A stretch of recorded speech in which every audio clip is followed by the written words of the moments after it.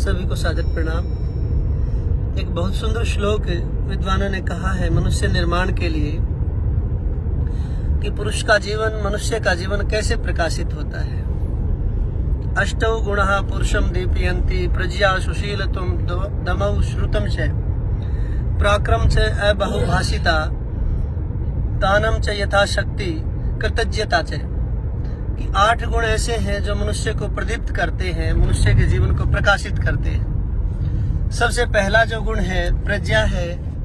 प्रज्ञा को, बुद्धि को ही प्रज्ञा कहा गया है, परंतु बुद्धि का जो उच्चतम स्तर है उसको प्रज्ञा कहा है। सबसे उच्चतम स्तर को बुद्धि पहले रितंबरा होती है, रितंबरा के बाद प्रज्ञा के स्वरूप को धारण करती है। दूसरा है सुशीलत्वम।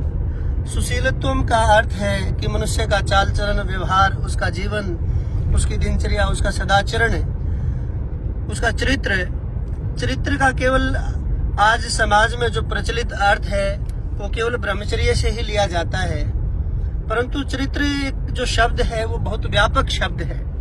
उसके अनेक बहुआयामी अंग हैं। ईमानदारी है, सत्यता है जीवन में, धैर्य है, क्षमा है, सहनशीलता है। ये सारी चीजें चरित्र के ही अंदर आती हैं, निहित होती हैं। जब व्यक्ति ईमानदार होता है तब भी वो चरित्र का ही पालन कर रहा है। जब व्यक्ति सत्य का आचरण करता है तब भी वह चरित्र का ही पालन कर रहा होता है। जब व्यक्ति के अंदर दया का भाव होता है वो भी चरित्र का ही अंग है। बहुत सारे गुण हैं जो चरित्र को पुष्ट करते हैं। तीसरा है दमऊ, अपने ऊपर नियंत्रण करना। अपने ऊपर दो प्रकार का दो शब्द हैं समाज में प्रचलित है, एक शासन, दूसरा अनुशासन। अब ये शासन क्या है और अनुशासन क्या है, इसमें भेद को हम समझेंगे। कि शासन है जो राजा और समाज के द्वारा जो नियम हमारे ऊपर लागू हैं, जिनका हमें पालन करना ही होता है। अगर इनका पालन नहीं करेंगे तो सामाजिक रूप से और कानून के रूप से हमें दंडित होना पड़ेगा।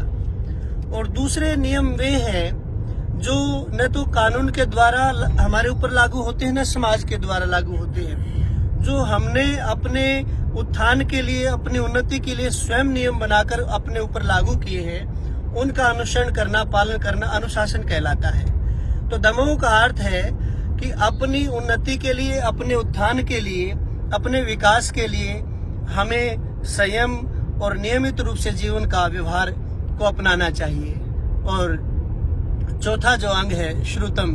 श्रुतम का अर्थ है कि शास्त्रों के वचनों को, ऋषियों के वचनों को अपने जीवन में धारण करें। और 5वां है पराक्रमश्चय, कि वीरता जीवन को आगे लेके जाने वाली है। अर्जुन महाबली का नाम, वीर धनुधर का नाम हमने सुना होगा। अर्जुन की 2 प्रतिज्ञाएं थी, न दैन्यम न पलायनम। कभी दीनता नहीं दिखाऊंगा, किसी के सामने गिड़गिड़ाऊंगा नहीं, और न पलायनम, और मैदान छोड़कर कभी भी भागूंगा नहीं।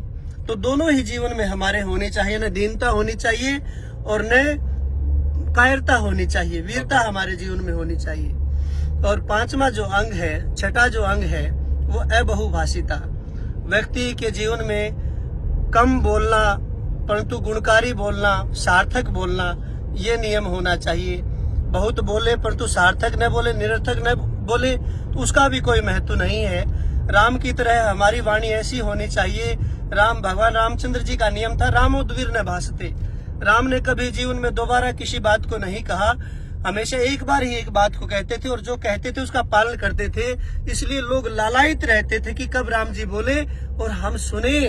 और जब राम जी बोलते थे पूरी सभा में सन्नाटा छा जाता था। तो हमारे जीवन में अबहुभाषिता होनी चाहिए। हम जो भी बोले सार्थक बोले और समय के अनुसार उचित बोले, ठीक बोले, पहले तोले फिर बोले।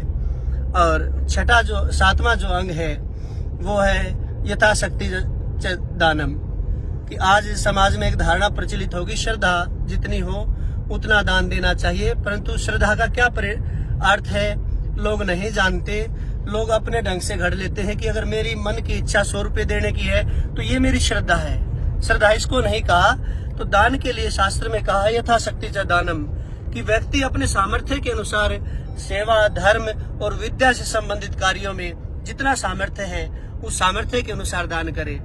और 8वां जो गुण है जो मनुष्य को प्रकाशित करता है इन सभी गुणों को सुशोभित कर देता है, कुंदन बना देता है, आदमी को चमकाता है, वो गुण है कृतज्ञता।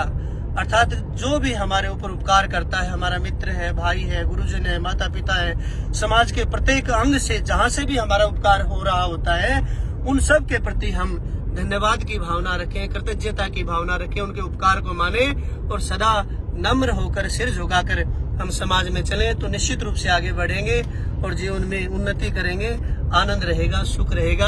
और आदरणीय स्वामी जी महाराज जिनके प्रेरणा से मैं आपके सामने बोला हूँ, उनका कोटि कोटि मैं अभिनंदन करता हूँ।